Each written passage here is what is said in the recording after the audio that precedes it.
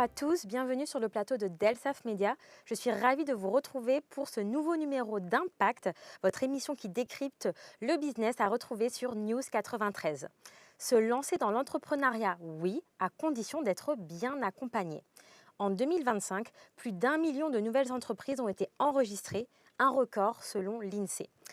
Mais dans un secteur aussi concurrentiel, comment passer de l'idée à l'action sans tomber dans les erreurs stratégiques et pourquoi est-ce important d'être accompagné quand on se lance et même bien en amont? Pour répondre à ces questions qui vous concernent et qui vous questionnent, nous avons le plaisir de recevoir aujourd'hui Idir Amizi, président du réseau Entreprendre Île-de-France, qui sera interviewé par Richard Joffo, qui nous fait l'honneur d'être là sur le plateau de Delsaf Media. Bonjour Idir. Bonjour. Bonjour Richard. Bonjour, merci Sephora et Merci à merci Monsieur Idir Amizi d'avoir accepté l'invitation. Parce qu'attention, n'est pas Idir Amizi qui veut. En 2012, vous êtes lauréat du réseau Entreprendre et qui vous aide à monter votre entreprise resto-traiteur, c'est ça? Et puis quelques années après, 2013, vous entrez dans le réseau lui-même. Après, en 2015, vous êtes membre. En 2018, vous êtes administrateur. En 2022, vous présidez les réseaux Entreprendre du 9-3, 93. Et là, depuis janvier, vous êtes le président du réseau Entreprendre Île-de-France. Alors je confirme, n'est pas Idir Amizi qui veut, si ce n'est peut-être un peu Michel Lavandier qui a pris votre place pour le réseau Entreprendre 93. Il devait être là aujourd'hui, il ne sera pas là, on ne pourra rien dire avec lui, mais on pourra dire plein de choses sur lui. En tout cas, moi, ce qui m'intéresse, avant de parler de votre parcours, c'est pour que les gens comprennent, réseau Entreprendre, qu'est-ce que c'est? Comment ça marche? À quoi ça sert? Eh bien, merci pour votre invitation et merci pour cette question. Réseau Entreprendre existe depuis 40 ans de l'idée de notre fondateur André Mullier qui s'est dit pour créer des emplois, on va créer des employeurs et pour créer des employeurs, on va les accompagner. Et donc depuis 40 ans, nous sommes développés en France et dans 10 pays, 65 associations, 135 implantations en France et dans ces 10 pays. Et Réseau Entreprendre va recevoir des porteurs de projets, des créatrices, des créateurs, mais également des repreneurs d'entreprises, va analyser ou les aider à finaliser leur business plan et ensuite va leur prêter de l'argent.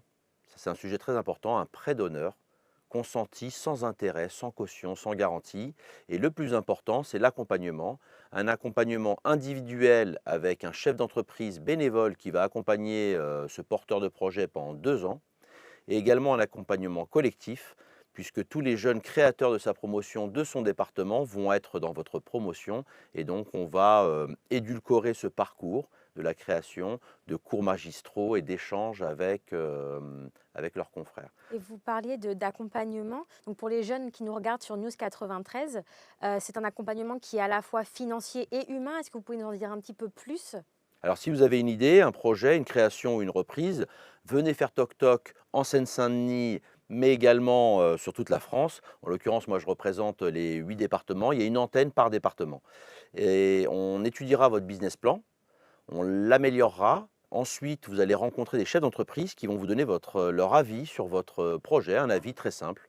Vous allez ensuite passer devant un comité d'experts qui vont cette fois-ci auditer votre business plan et votre projet.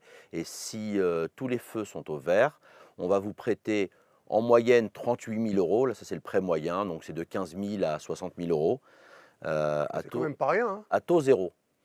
Ça va venir gonfler votre apport personnel et cet apport va être considéré par toutes les banques de France comme un effet levier. Lorsqu'on vous prête 40 000 euros, toutes les banques font x8 assez facilement. Donc ça encourage les banques. Pourquoi? Parce que les entreprises accompagnées par le réseau Le label Réseau Entreprendre. le label, mais au-delà du label, le taux de pérennité, un chiffre très objectif, 92% de pérennité à 5 ans. Le taux national, Moyen. c'est 56% et en Seine-Saint-Denis, il est en dessous de 50%. D'accord. Donc on a une belle garantie au-delà du label. Et ensuite, on vous donne un coach, on vous offre un coach qui est bénévole, volontaire, que vous avez choisi, qui va vous accompagner. Et les précieux conseils d'un chef d'entreprise expérimenté n'ont pas de valeur, permettent ce taux de pérennité, cette réussite. Qu'est-ce qui a fait qu'un jour vous êtes gratté la tête en disant bon, je vais créer mon entreprise? Alors vous avez été aidé pour Resto Traiteur, vous nous expliquerez ce que c'était. Qu'est-ce qui a fait que tout d'un coup, vous dites, tiens, je vais créer une entreprise, ça va s'appeler Resto Traiteur, ça va faire ci, ça, et après vous êtes allé frapper à la porte du réseau? Alors comme Obélix, je suis un peu tombé dedans, hein. J'étais fils d'entrepreneur, donc très naturellement, à la fin de mes études, j'ai entrepris ma première entreprise avec l'aide de mon premier employeur, parce que j'ai eu un CDI avant de commencer. Et depuis, j'ai créé une quinzaine d'entreprises, créé, repris, cédé une quinzaine d'entreprises. Mais sur le tard, il y a effectivement 12 ans, j'ai souhaité créer cette dernière entreprise et il me manquait un peu de fonds propres. C'est une entreprise avec un support industriel et donc un investissement assez lourd. Il me manquait un peu de fonds propres. Et j'ai été faire toc-toc à la porte de Réseau Entreprendre pour ce fameux chèque à taux zéro et uniquement pour ce fameux chèque à taux zéro. Mais j'y ai découvert une famille grâce à cet accompagnement et grâce à tous les services offerts. C'était quoi Resto Traiteur? C'est en quoi ça C'est consiste? un laboratoire de production alimentaire qui livre, qui produit et qui livre des repas dans les entreprises Qui existe toujours, qui existent toujours qui marche bien. et qui marchent très bien. Et le fait d'avoir été lauréat justement en 2012 de Réseau Entreprendre, ça vous a donné envie de passer du côté du mentorat et d'aider à votre tour des jeunes qui se lançaient? Alors une des valeurs de l'association, mais c'est également une valeur que je partage, c'est la réciprocité. Finalement, on m'a donné un jour, donc j'ai rendu après. Mes pères m'ont dit, bah, viens rejoindre le mouvement en donnant une petite cotisation, c'est important, parce que notre mouvement, le réseau Entreprendre, est financé à 75% à l'échelle nationale, hein, pardon, hein, mais même à l'échelle départementale, c'est 60-80% par nos dons privés. Ce sont les dons des chefs d'entreprise cotisants et membres qui financent la structure de l'association. Donc il fallait bien rendre avec plaisir, mais également rendre en partageant mon expérience avec les jeunes créatrices et créateurs. Donc cette réciprocité m'a amené à échanger avec la communauté d'entrepreneurs de mon département. Et au-delà du chèque, est-ce qu'il y a eu un échec, sans mauvais jeu de mots, ou un virage qui vous a servi pour pouvoir progresser, pour revenir sur certaines décisions, qui a fait que vous avez grandi dans votre projet? Effectivement, quand on confronte ses idées, quand on est chef d'entreprise, on est souvent le nez dans le guidon, on est convaincu de son savoir-faire et lorsqu'on est confronté à un conseil, finalement un consultant externalisé mais gratuit, qui n'a aucun intérêt dans votre structure, ses critiques, ses conseils et ses recommandations vous permettent effectivement, de ne pas prendre le mur et parfois d'aller à l'encontre de vos décisions en disant, effectivement, j'y avais pas pensé et je n'avais pas cet angle de vue. Une anecdote? Écoutez, oui, lorsque j'ai souhaité, bon, j'ai eu aussi un parcours industriel dans le passé, j'ai souhaité avoir un virage industriel et à un moment donné, mon mentor m'a dit: «Mais réfléchis bien, est-ce que tu souhaites, au fond, finalement, faire du chiffre, du résultat pour du résultat ou est-ce que tu souhaites te faire plaisir?» Parce que, repartir vers, une expérience industrielle, c'est aussi, beaucoup de charges, beaucoup de et rester dans une activité dite artisanale, ça apporte un autre confort. Donc Bien sûr. effectivement, j'ai écouté les conseils, ça m'a permis de revoir mon plan d'action et de rester. Cette structure aujourd'hui est une structure artisanale qui m'apporte beaucoup de plaisir, avec seulement une vingtaine de collaborateurs. Et donc, ce n'était pas un échec que de ne pas aller vers une croissance exponentielle et industrielle. Qu'est-ce qui vous a le plus appris? C'est le terrain, c'est les clients, c'est les rencontres, c'est les mentors, c'est quoi? Oh, écoutez, ma vie de chef d'entreprise était assez, établie, expérimentée, donc confronter mes idées, confronter ma croissance, confronter, ma vision à mes pairs, parce que finalement, le mentor, mais vous rentrez dans une communauté, si on parle de la Seine-Saint-Denis, c'est 120 membres, donc vous avez, 120 confrères avec qui vous pouvez échanger, qui sont de toute taille, de tout secteur d'activité. Donc vous pouvez échanger avec le directeur, des achats du groupe Hermès et juste après échanger avec, le directeur d'une salle, de grimpe d'escalade et puis avec, la directrice, d'une crèche, privée et donc échanger, nos idées, permet aussi de prendre de la distance, du recul et a priori de prendre les bonnes décisions. Mais j'imagine que vous avez beaucoup de demandes, que beaucoup de néo-entrepreneurs aimeraient justement bénéficier de cet accompagnement.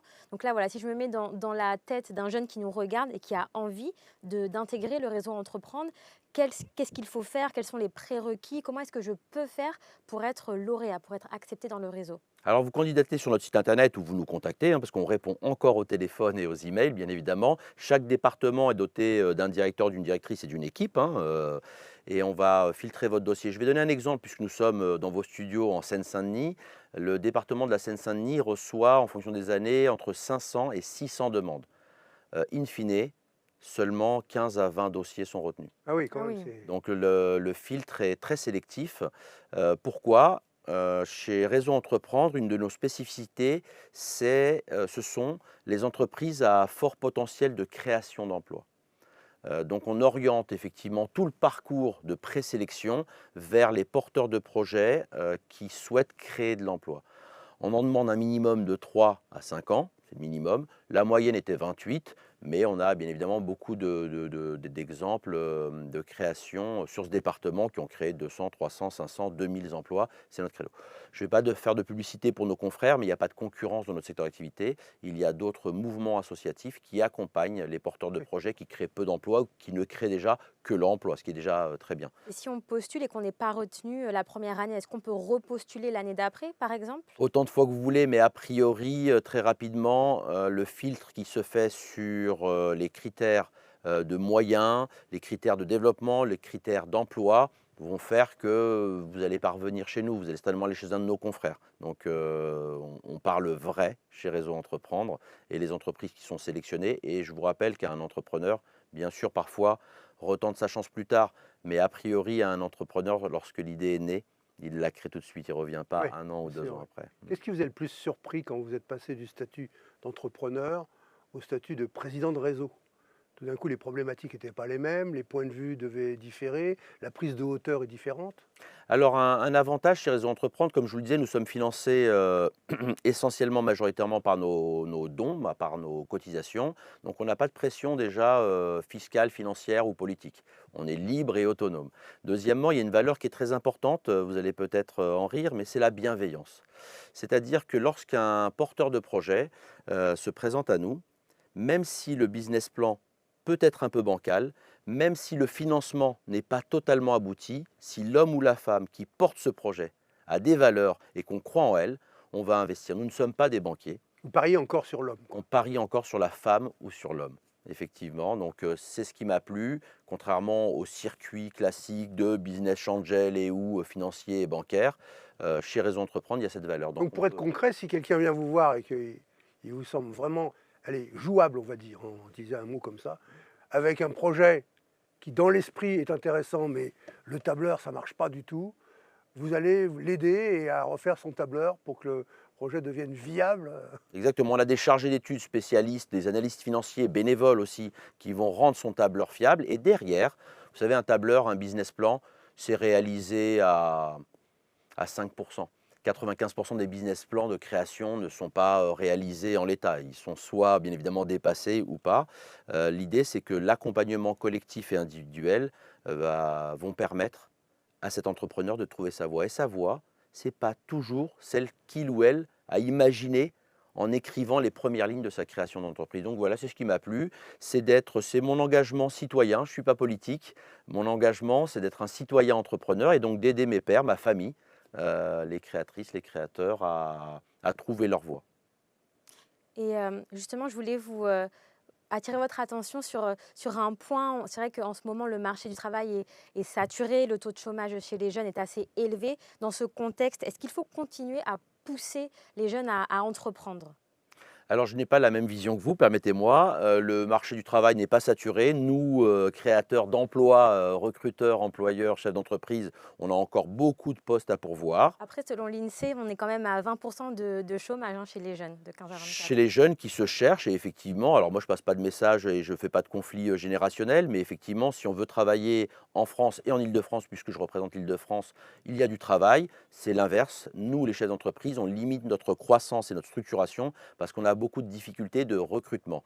La recherche de la vocation, si on parle des jeunes et qu'on faisait une généralité, effectivement, il y a eu quelques, quelques phénomènes géopolitiques, politiques, économiques et sociétaux qui ont fait qu'on a une approche différente du marché du travail. Beaucoup, on voit le rêve de la création d'entreprise, mais nous, je vous ai parlé de la statistique en Seine-Saint-Denis, sur ces 600 porteurs de projets, seulement 20 sont retenus.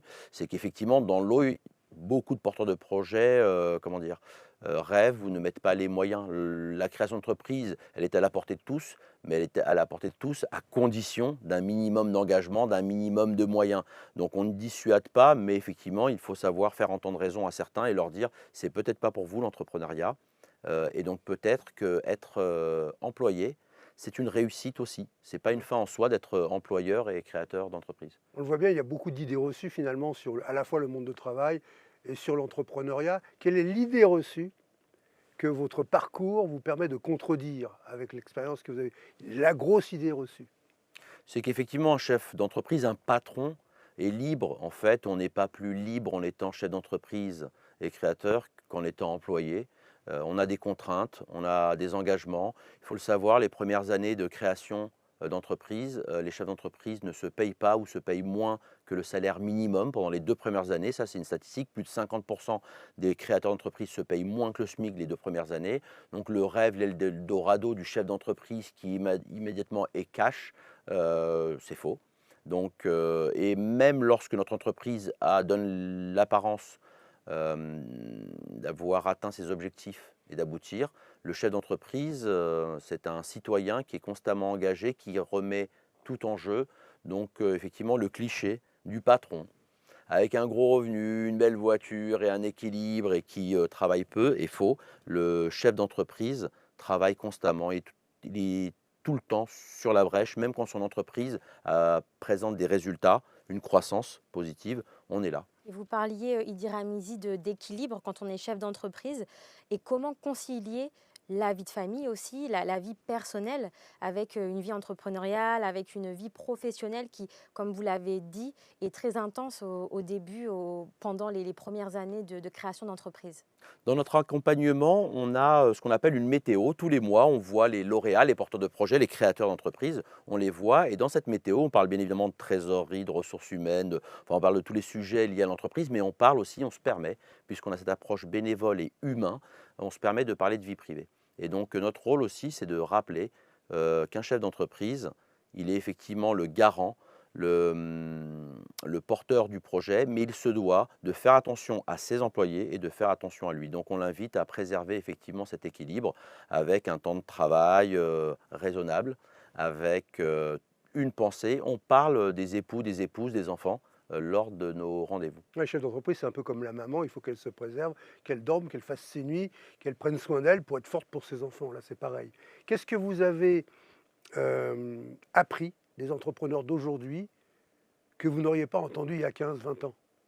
Alors effectivement, les entrepreneurs d'aujourd'hui, alors les mises sont parfois moins importantes. S'il y avait une vraie différence, c'est qu'aujourd'hui, la direction, le pouvoir finalement est partagé. On est beaucoup plus collaboratif avec nos collaborateurs. Ça, c'est une vraie différence avec il y a quelques années. Il y a quelques années, le chef d'entreprise portait tout, décidait de tout, et les équipes exécutaient, mettaient en œuvre et développaient. Aujourd'hui, le chef d'entreprise, au milieu de ses collaborateurs, hein, sur un open space déjà, dans sa fonction, dans sa manière d'échanger, dans sa manière de prendre les décisions, il les prend avec ses collaborateurs. Une autre différence, c'est que le chef d'entreprise n'est plus seul. Aujourd'hui, nous accompagnons des projets d'entreprise avec 2, 3, 4 porteurs de projets. On s'associe. Une autre différence aussi dont nous sommes très fiers, ce sont les femmes chefs d'entreprise.